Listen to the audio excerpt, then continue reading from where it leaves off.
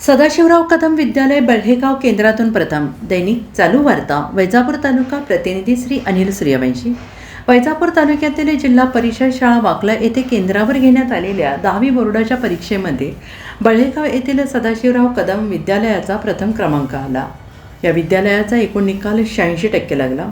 या विद्यालयातून प्रथम क्रमांक मयुरी दत्तुकाटे 83%, द्वितीय क्रमांक वैष्णवी रामनाथ गावंडे 76%, तृतीय प्रणाली अनिल सूर्यवंशी 70% क्रमांकाने उत्तीर्ण झाले आहेत.